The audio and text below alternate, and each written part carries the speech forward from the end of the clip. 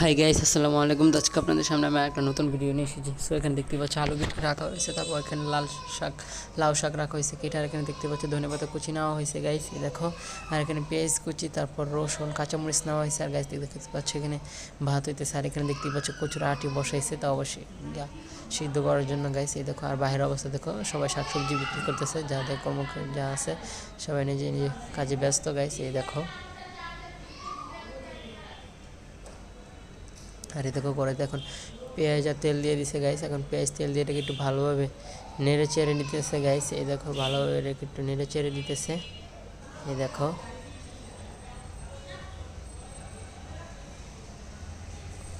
এই দেখো এখানে একটু ভালোভাবে নেড়ে চেড়ে নিল। এখন এখানে একটু পানি দিয়ে দিল গাইস, পানি দিয়ে একটু ভালোভাবে নেড়ে চেড়ে।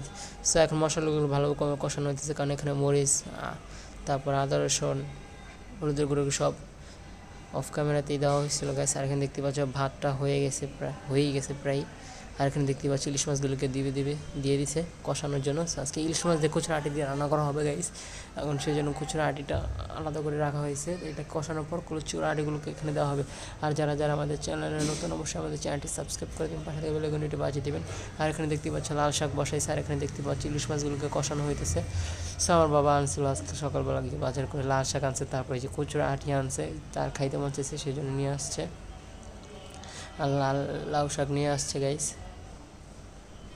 এই দেখো এখন মশলা কষানো হইতেছে।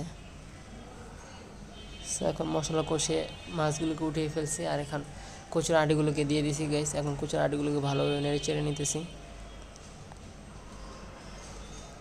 এই দেখো। কচুর আটিগুলোকে এখন ভালোভাবে মশলার সাথে মিক্স করে নিতেছি।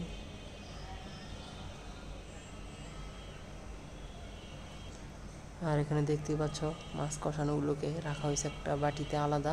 আর মাছের ভিতরে দেখো ডিম হয়েছে। আর এখানে দেখতে পাচ্ছ লাউ শাক রান্না করা হইতেছে গাইস। আর যারা আমাদের ভিডিওটি দেখবে, অবশ্যই আমাদের ভিডিওটি স্কিপ না করে পুরো ভিডিওটি দেখবেন। এই দেখেন এখানে লাউ শাক রান্না করা হইতেছে। আর এখানে পাশে দেখতে পাচ্ছেন পানি অ্যাড করা হয়েছে এখানে। তারপর এখানে কচুর আটিগুলোকে দেওয়া হয়েছে, দিয়ে এখানে এটাকে ভালোভাবে নেড়ে ছেড়ে রেখে দিল। আর এটা হচ্ছে আমাদের ডাইনিং রুম।